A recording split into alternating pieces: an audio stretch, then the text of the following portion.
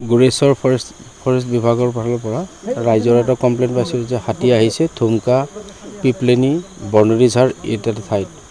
গতিকে আমি ৰাইজৰ সহযোগত ৰাইজৰ লগত লগ লাগি আমি হাতী এই তিনিটা ঠাইৰ পৰা হাতী আমি নদী পাৰ কৰাই থৈ দিছোঁ। এতিয়া আৰু ৰাইজৰ যিখিনি ক্ষতি হৈছে, ধান খেতি খাইছে, কাৰোবাৰ হয়তো কলগছ ভাঙিছে, বাঁহ গছ খাইছে, যিখিনি ক্ষয় ক্ষতি হৈছে সেইখিনি ক্ষয় ক্ষতিৰ আমি অহাকালি আমি নিশ্চয় ৰাতিপুৱা আমি ল'ম, ফটো ল'ম তেওঁলোকৰ। তথাপি আজি নাম চাম লিখি ৰাখিছোঁ তেওঁলোকৰ যিখিনি ক্ষতি হৈছে।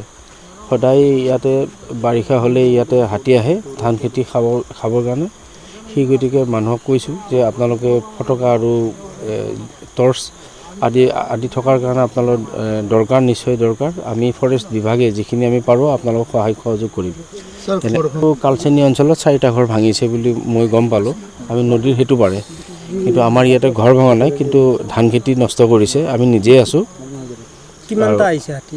হাতী আমি দেখাত আমাৰ ইয়াতেতো আমি 12টা আমি গন্তি কৰিছোঁ, 12টা 13টামান গন্তি কৰিলোঁ। আৰু বিশেষ ফালৰি কাটি যাই ক'ত ক'ত গৈছে তেনেকৈ গম নাপালোঁ।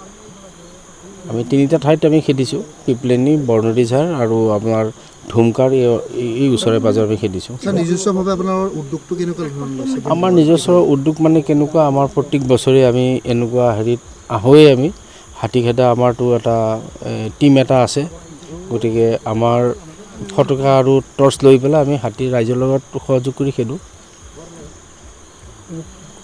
হোৱাকপুৰ আৰু 2 নম্বৰ হোৱাকপুৰৰ খেতি পথাৰত নদীৰ পাৰে পাৰে আহি মানে বহুত অপৰাস্ত কৰিছে 4-5 দিন। আজিতো ধানো খালে, গছ কাবাৰ কানি গছ বা বহুত ভাঙিলে। আৰু আমাৰ গড়েশ্বৰৰ পৰা ফৰেষ্ট ডিপাৰ্টমেণ্টত আহিছে, তেখেতসকলৰ লগত আমিও ৰাইজৰ মানুহ আহিছোঁ 2-4জন। আহি হাতী খেদাত আমি ব্যস্ত হৈ আছোঁ নদীতে। বৰ্তমান হাতী এতিয়া নাই?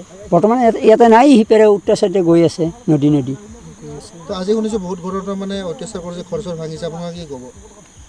দেখাই দিম এইবিলাক ধনকাত যিখিনি ঘটনা ঘটিছে, সেইখিনি তেখেতসকলক আহিলে গম পাই যাব গোটেইখিনি কথা।